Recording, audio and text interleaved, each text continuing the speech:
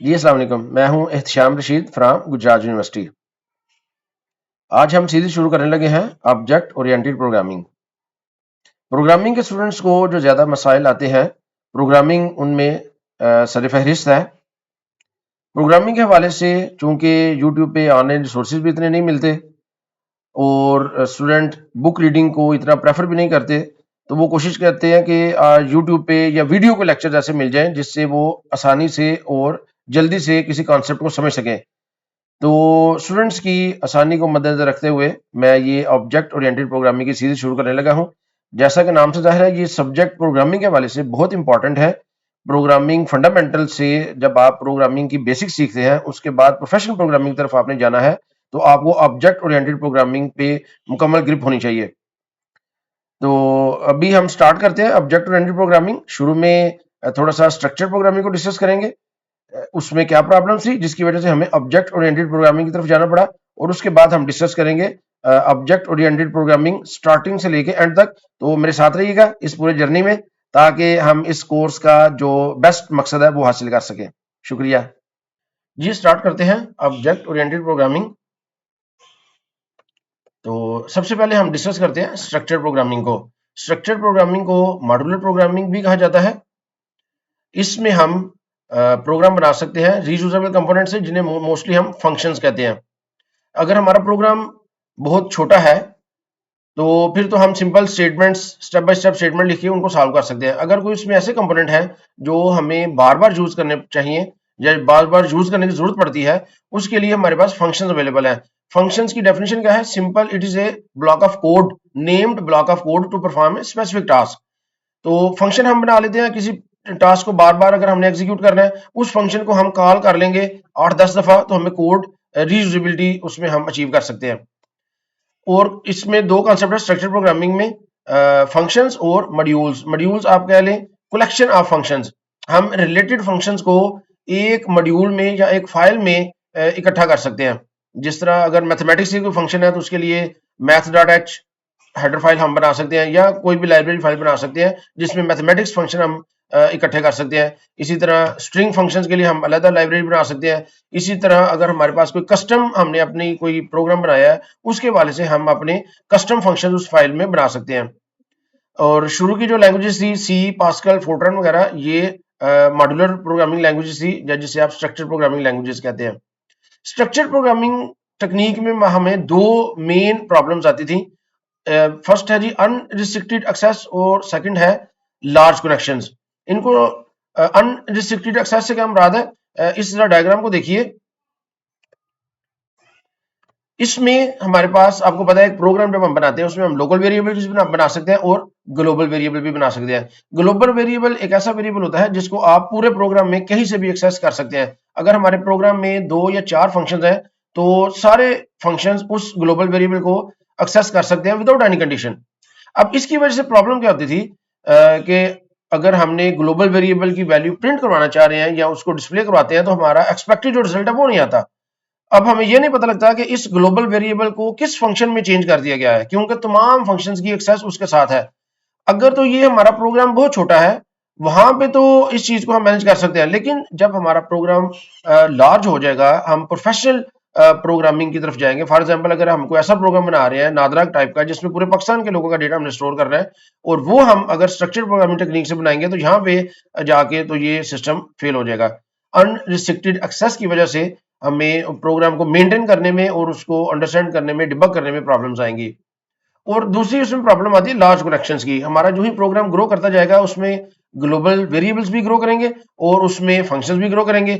और ये जिस तरह डायग्राम से आपको नजर आ रहा है कि मुख्तलिफ जो फंक्शंस हैं, उनकी जो एक्सेस है ग्लोबल वेरिएबल के साथ, इनकी कम्प्लेक्सिटी को समझना वो प्रॉब्लम हो जाती है। इस वजह से जो सा ना प्रोग्राम की मेंटेनेंस, डिबगिंग और उसको जो डिलीवरी है उसकी, वो मुतासर हो सकती है। इन दो प्रॉब्लम्स की वजह से जो अभी हमने स्ट्रक्चर प्रोग्रामिंग डिस्कस किया है, हमारा जो ओवरऑल जो इफेक्ट्स आते हैं हमारे ओवरऑल सॉफ्टवेयर पे, वो क्या हो सकते हैं? उसमें हमारा शेड्यूल स्लिप हो सकता है, उसमें हमारे जो हमें नए प्रोग्रामर्स ऐड करने पड़ सकते हैं, हमारी जो प्रोग्राम की कम्प्लेक्सिटी है वो इंक्रीज होती है, और बजट इंक्रीज हो सकता है। और ये सारी ऐसी प्रॉब्लम्स हैं जो प्रोफेशनल प्रोग्रामिंग के लिए सूटेबल नहीं है। अब इसका सोल्यूशन क्या है? अब रियल वर्ल्ड में अगर आप देखें कि अगर हमने प्रोग्रामिंग करनी है तो रियल वर्ल्ड में ऑब्जेक्ट्स एग्जिस्ट करते हैं। ऑब्जेक्ट क्या होता है जी? सिंपल डेफिनेशन ऑब्जेक्ट की आप याद रखें, collection of data and functions. इन्हें हम, जो हमारे रियल वर्ल्ड में ऑब्जेक्ट्स है, जिन ऑब्जेक्ट्स के साथ डेटा भी कनेक्टेड है और फंक्शंस भी उसके साथ एसोसिएट है। फॉर एग्जांपल कार्स है।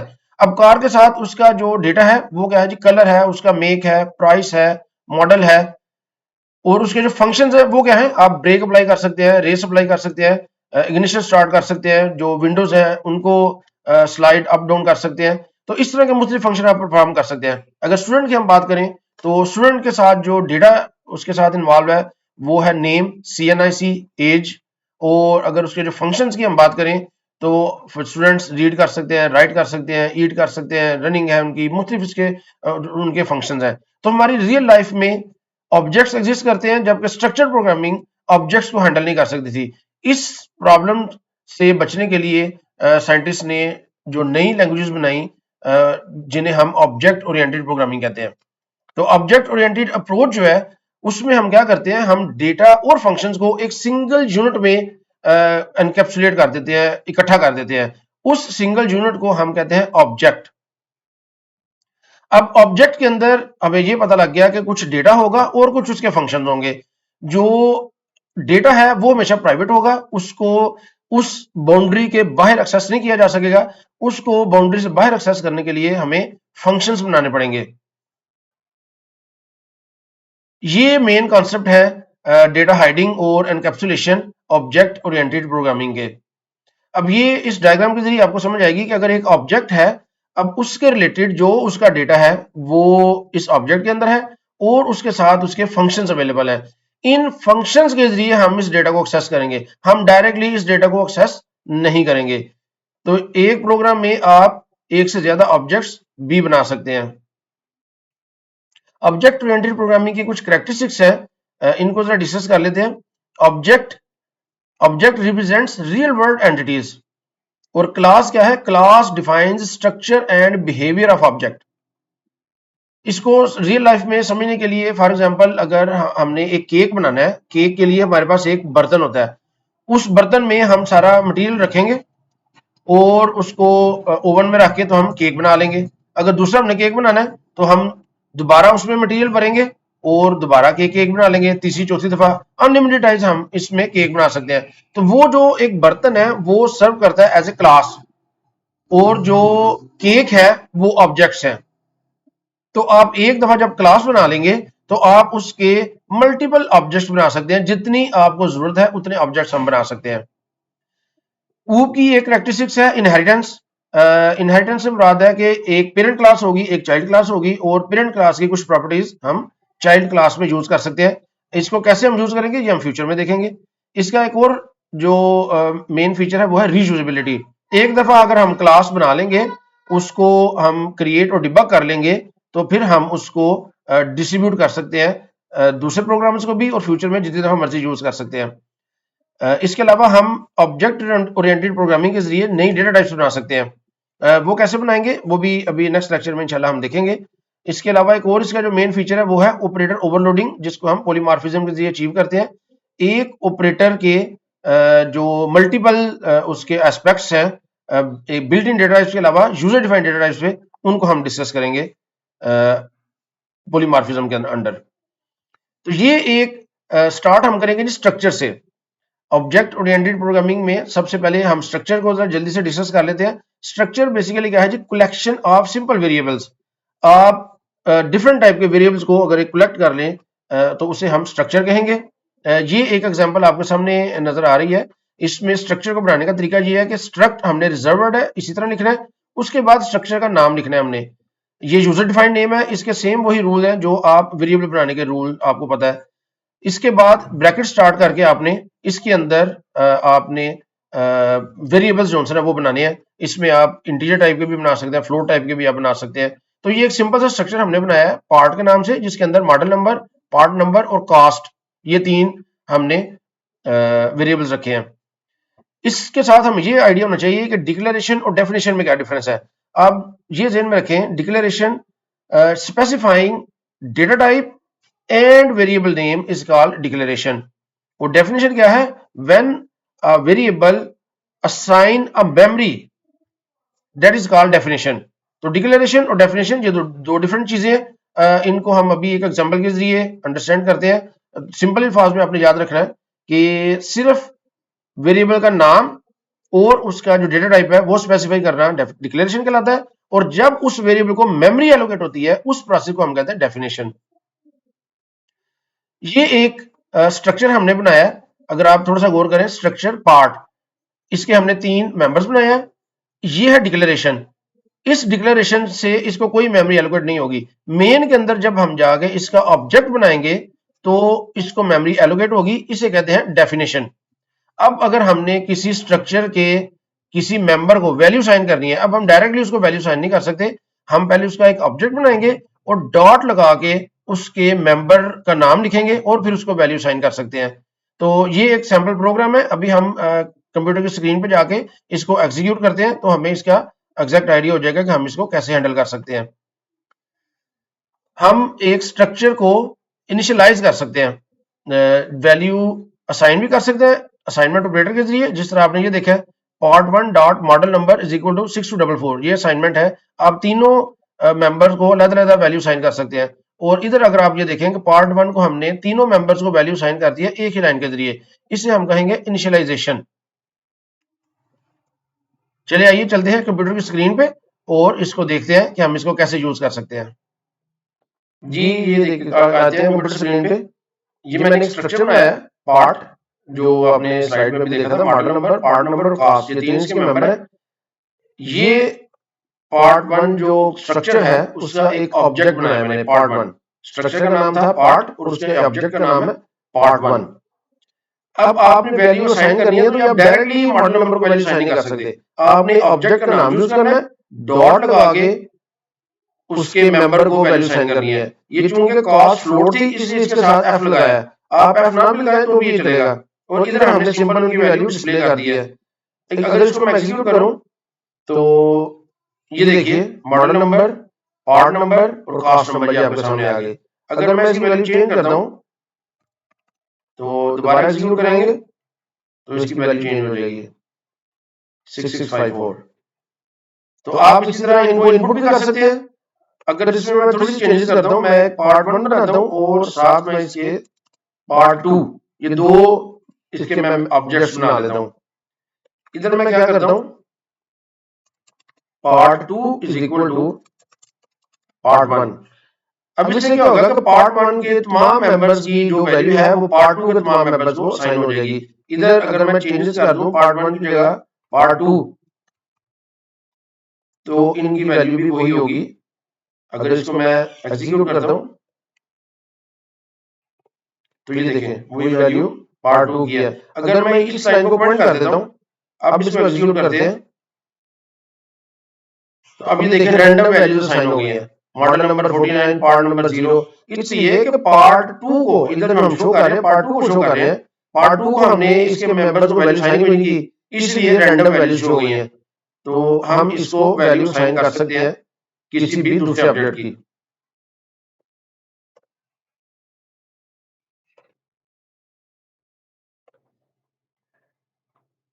जी एक क्वेश्चन हम करते हैं. क्वेश्चन है create structure distance with two data members, feet and inches. इन दोनों की टाइप आपको बताई गई है. फीट की टाइप इंटीजर है और इंचेस की टाइप फ्लोट है. Create is 3 objects. उसके बाद इसके 3 ऑब्जेक्ट्स बनाए. Initialize 1, input second and third should be the addition of first 2. तो अब हम इसको देखेंगे कि कैसे हमने करना है. हम सबसे पहले स्ट्रक्चर एक बनाएंगे डिस्टेंस.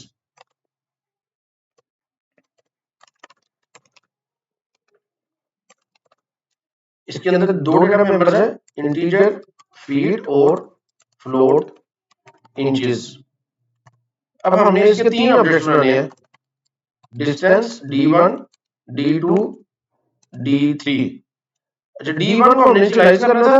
इनिशियलाइज हम किस तरह करेंगे, d1 इज इक्वल टू, इधर हम इसको इनिशियलाइज करेंगे. फीट की वैल्यू फॉर एग्जांपल 5 हम दे देते हैं और इंचेस की वैल्यू है फॉर एग्जांपल 5.5, 8.5 कर लें. डिस्टेंस D2 और D3। अब सेकंड वाला जो है उसको हमने इनपुट करना है। जब भी हमने इनपुट करना है उससे पहले हमने को मैसेज शो करना है, तो हम मैसेज शो करते हैं enter feed D2 dot feed. अब फीड हम डायरेक्टली एक्सेस नहीं कर सकते, ये आपको अपने जेल में रखना है। इसके बाद हम सीन करेंगे D2 डॉट फीड। सॉरी, इधर हमने ये नहीं लिखना, इधर जस्ट हमने मैसेज शो करना है।